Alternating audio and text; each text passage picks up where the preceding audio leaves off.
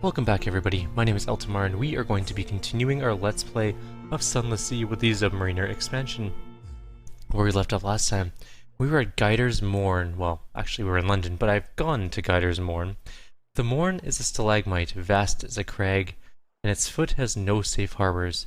The Corsair citadel nestles halfway up. An intricate system of winches takes the strain, and your ship slowly rises from the sea. Her hull creaks in protest. Grizzled sailors groan and cling to stanchions. Higher, higher. Now the Untersee shimmers like glass below. Children clamoring in the crevices cheer and wave alarmingly.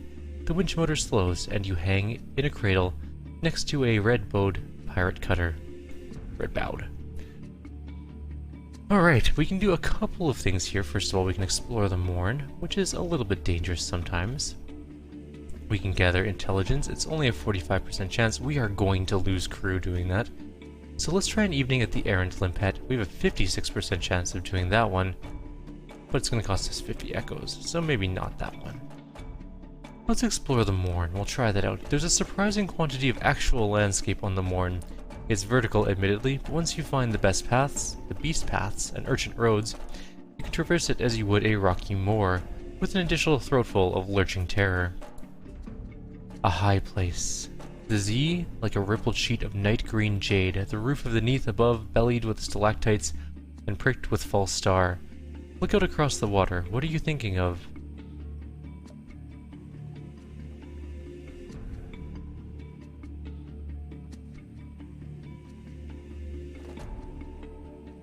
Look at you pass as a poet? You're past as a poet, the years before you came to Z. Days of honey and roses in Hollow Street. Long walks in Tyrant's Gardens with very special friends. You found inspiration and more. If your old companions could see you at the helm of a ship, it's better than writing, and that's the least of it. We gained 5 pages. Alright, let's try and get a port report, because we need to.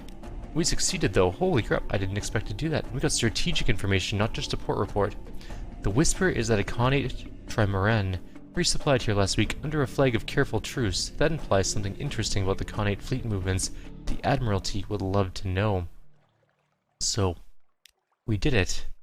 Let's leave before anything bad happens, because that is the most successful we've ever been in Guider's Morn. We are going to head out again. I'm going to head more east and probably more north. Kind of just in the midst of Guider's Morn at the moment. Nowhere close to where we want to go. I'll see you guys in a few minutes. Okay, we have arrived at Port Palmerston. This is where we were supposed to go to drop off a certain box of illicit souls. Brimstone. Always brimstone. Mount Palmerston. Actually, we're going to go up the crater first. They say the road to hell is paved with good intentions, but the road to the Brimstone Convention is paved with cinders. Up the road. Do they admit visitors to the Brimstone Convention? Probably not, but you never know. They might sell tickets. Above the bay, look down and see Port Palmerston like a toy, and the ruins like gravel. You've come far, but the volcano's cone still rears above you. Rest a little before you go the last half mile. An occurrence to your objective encounters with a wistful deviless quality is now won. There's now a little cottage by the gate to the Brimstone Convention. The road to the crater ends at a brass gate in the crater's wall. Beside it stands an oddly charming little cottage. It's thrown together from pumice and basalt, but it features honeysuckle. An equally charming deviless in a tea gown leans against the cottage wall, twirling a parasol and fanning herself. I am the guardian of this place, she remarks languidly. You may not pass, but I can offer you a cup of Armillaria tea. Armillaria? That's not one of the poisonous ones, is it? You're pretty sure it's not. Terror in a tea gown? No doubt she'd be much less pleasant if you tried to break down that gate, but just now she's a courteous, soft-voiced woman in a tea gown. The tea is hot and nutty, and rather pleasant. She asks about your voyages. She is desperate for news of London, of its mists, its nights, its sick, its poor, its fires. She tactfully turns aside questions about the convention, but she shares some of the secrets of the Neath. Come and see me again, she says. Next time you're here, she shrugs gracefully. Bring me a present if you like. We've taken tea with her. Alright, Mount Palmerston. Let's deliver our smuggled souls. It's important to do. A hooded figure with a lantern waits at the far end of the quay. You give the hooded shape A sign of recognition. It hisses the reply you expected. You hand over the crate and receive a chitty marked with a thief sign. You'll receive the promised remuneration in London. We delivered the souls as requested. We can engage an officer, but we can't because we don't have the ability to. We need more bale of parable linen. We only have 1. We need 5. Can I buy linen? No. What's that? Anyways. Let us go chat to the port folk about the Brimstone Convention. There was a revolution in Hell, and the aristocracy of the devils fled here, hence, for here they plot in exile. A shrug and a curse, they don't do us any harm, they stay up there and we stay down here. If Hell's fighting itself, that's good for us all, isn't it? And we now have a port report. What I think I'm going to do, since we still have a figuratively and literally boatload of supplies, I'm going to go further east and see if I can't find the Isle of Cats, although the Isle of Cats is probably down here somewhere. But the Empire of Hands should be just over here. And we could maybe get another couple of port reports before having to turn back around. The Khanate will be over here somewhere, just like last time. You can probably go around them. We're not going to go up to the North Gate yet, because, quite frankly, I don't want to do the winter quest just yet. Like last time, I think we got it too early. But I think, it's such a torn thing, because someone said that the giving of your own blood for the quest is good. What is that? Oh, that's a Fostic Corsair. We are not prepared for that. Nope, don't shoot me. Ow. Oh, that hurt. We suffered 0 damage? What? Alright, you know what? Fine, you want to fight? We can fight. This is gonna hurt though. Oh, we gotta get out of range. We got out of range. Look at that. Beautiful. I'll take you on. Let's do this thing. We're gonna do a quick fight and then we'll head out. Oh, we're getting a little bit too close. Ow, it has an aft gun too? That's not cool. Now we have to stay sort of parallel to it, and that's really irritating. Okay, we're gonna lose. This is a fight we can't win. That Fostic Corsair is a little bit out of our range. We took, like 30-ish damage. Actually, we took 23 damage. That doesn't seem right. I don't think we actually took 0 damage there. Because 23 plus 42 is 65, not 70. Oh, we took 2 damage from something else. Maybe, or 10 damage from something else. Anyways, I will fade cut to wherever we go next. See you guys shortly. Alright, we are back, but now we are at the Chapel of Lights. Furtive faithful gather in the shadows between the many, many candles. We are not going to eat of the chapel's bounty. We're just gonna... Ooh, we can attend a service, though.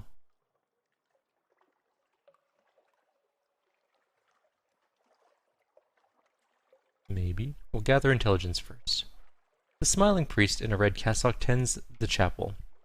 The congregation are shy of light. They come and go in little ships, and it's strangely difficult to count them.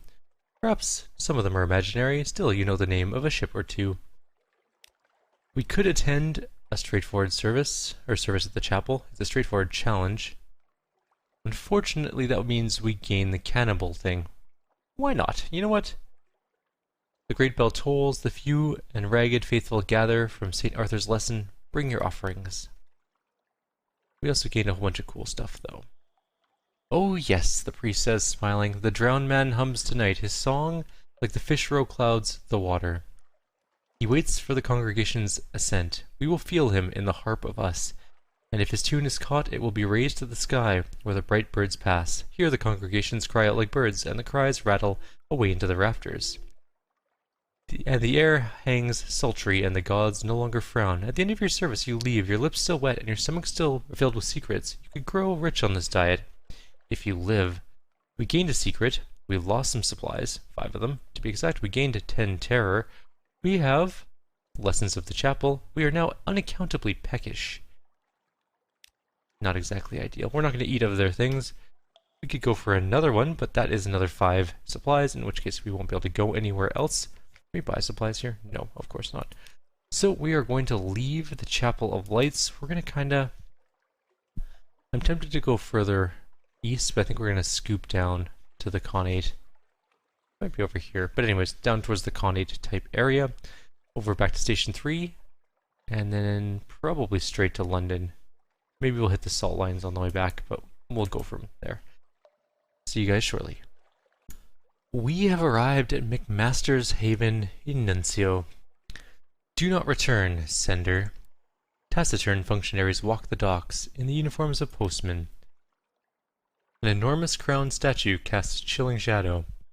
The shadows gleam with rats' eyes. Their ceaseless chittering rolls like the tide. We can go to the tavern. It's called the Inky Blotter. We can explore the beach, or we can assemble a port report. We're going to do that first. You may not be very familiar with the locals yet, but you can provide a preliminary overview.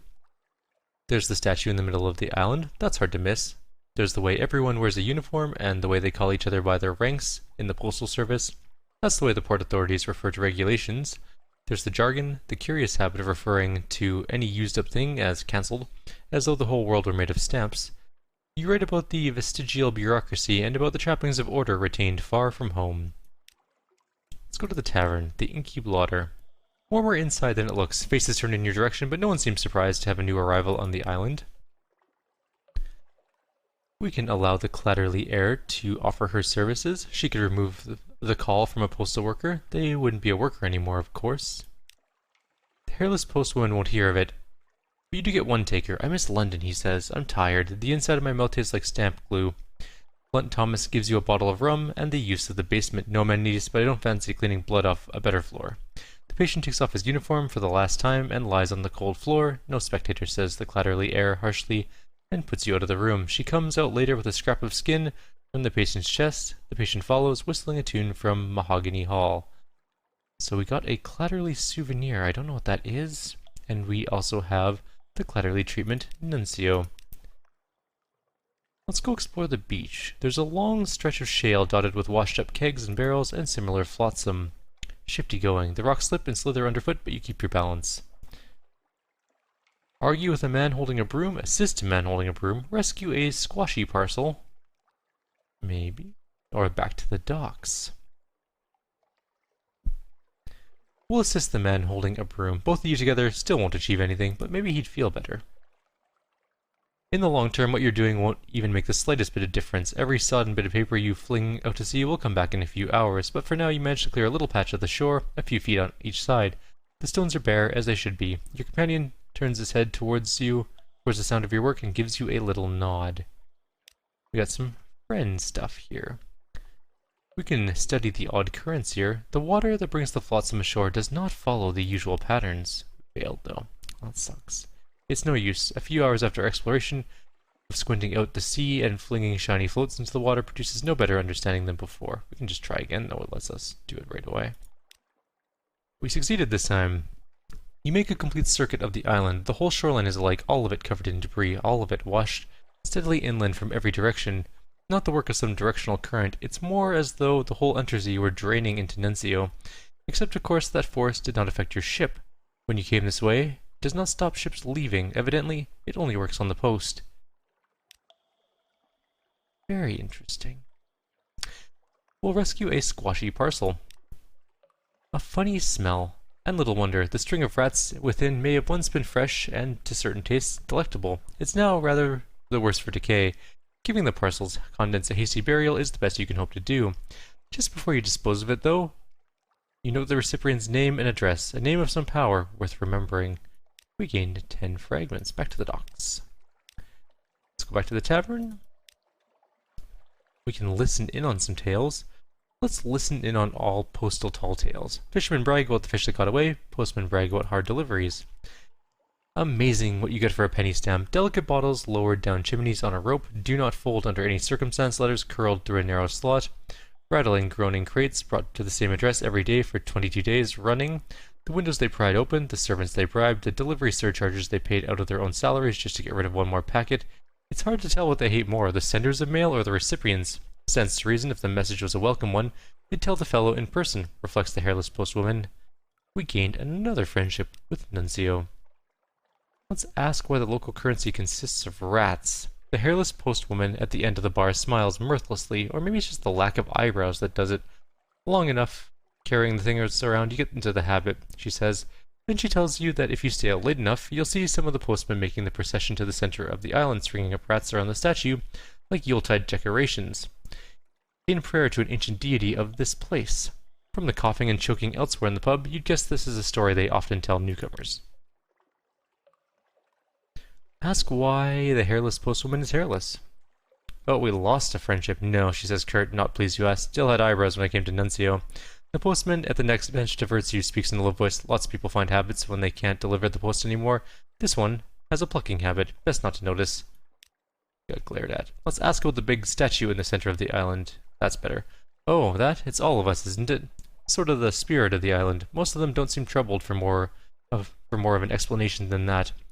Though the hairless postwoman tells you it didn't always look like a fallen London postman at all, that it used to have a different face and a more old-fashioned outfit. Interesting. Let us ask how they occupy themselves all day. There must be more than this. Big building, center of town, hard to miss. You can work there too if you want. It's not clear whether this is a generous offer or a threat. We are now invited to serve, and we gained more friendship. Let's ask why the letters wash ashore here.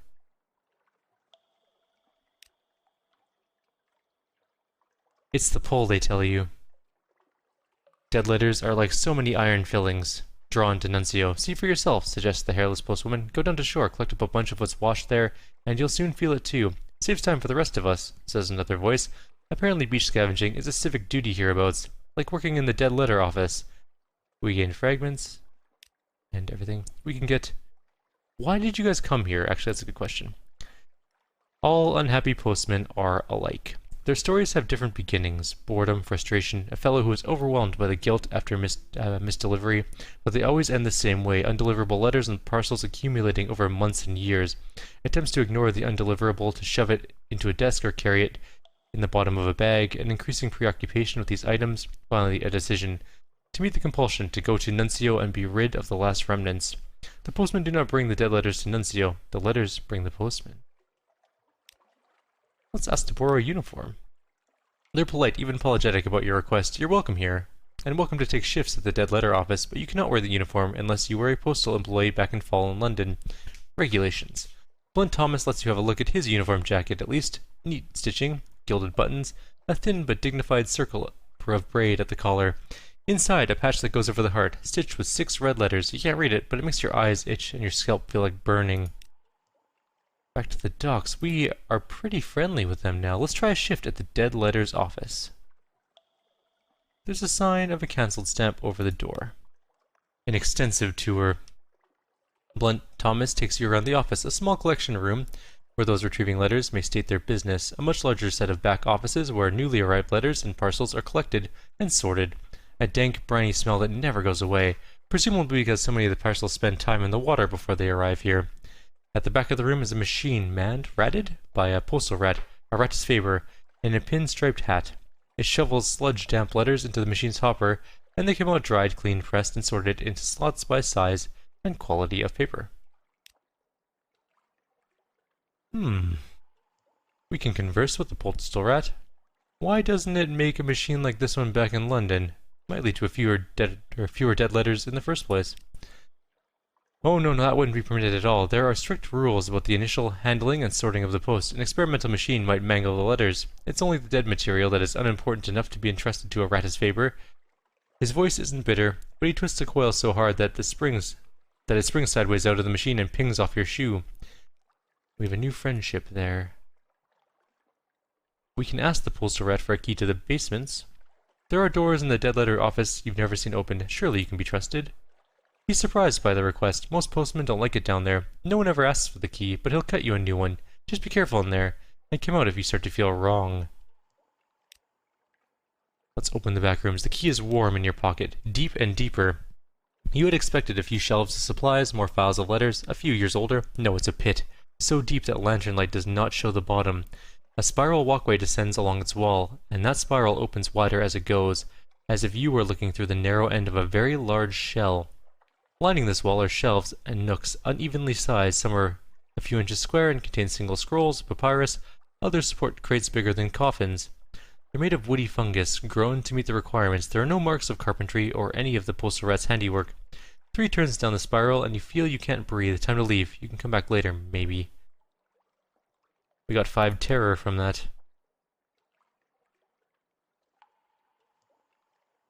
We could go back down there. Let's give it a shot. Alright. We got a lot of terror for doing that, but that's okay. You get further this time, 3 twists, 6, 10. The cavern is at least 100 feet wide at this point, and there's no sign of the bottom. The things on the shelves are labeled in languages you can't read. There are rusty iron boxes, wooden planks, clay tablets. Now, here is a thing you might hope to understand. A packet wrapped in oilskin, rolls of maps depicting unfamiliar shorelines, annotations concerning the creatures of the deep. A mark where the captain drowned his astrolabe as a sacrifice or out of fear. Centuries old, the message may be, but the seafarers have the same needs and the same fears. You pick apart the knot on the captain's diary and spread the pages. A prickling heat seeps out over your scalp. You can't read the words. You can't read the words. Can't read the words. When you get back upstairs, empty-handed, you remember the story you could not read. There was a field of stars, and it was swarming with maggots. We got a secret, a Z story, and 20 terror, so that's grim. We can't go any further. Apparently we need 5 foxfire candles,